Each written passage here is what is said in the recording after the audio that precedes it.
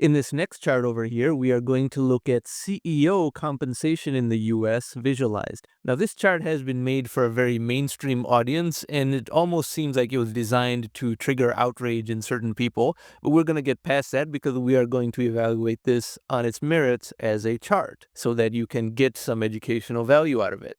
Forget the outliers. There's only 5 or 6 such outliers by name.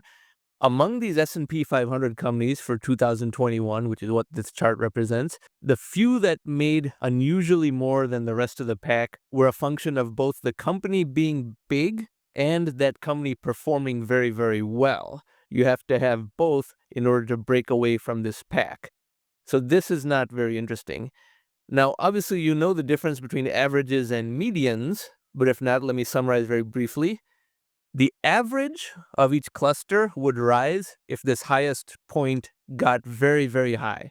If this highest point became twice as much, 3 times as much, the average of the entire group would rise. But the median would not. The median is merely the number at which half of the dots are above that number and half of the dots are below that number, not the extent to which they are above or below. So now, ignoring the top view, you can see that by sector, the typical CEO of an S&P 500 company maybe makes $10, $11, $12 million a year. Now, even within the S&P 500, there are some very big companies and then companies that are at the bottom of that 500 list. So the smallest of the biggest group.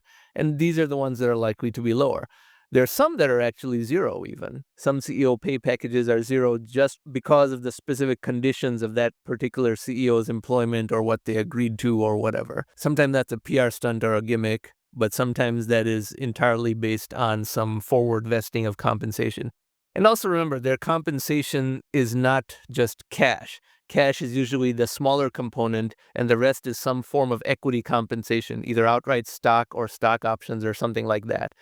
In a different video, not in this Data University playlist, but in the main channel, I will go into more detail about how executive compensation works.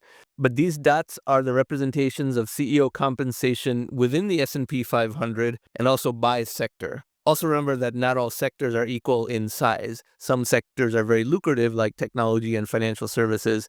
Others, like utilities, etc., are not necessarily that lucrative, but sometimes still can have a CEO that is paid a lot. Now, I'm also going to do a video about CEO compensation and whether it is fair or not, but that is going to be a different video in this playlist devoted to the same chart, because in the United States, one of the political narratives is that CEOs are paid way too much, but that's actually not true, I would argue.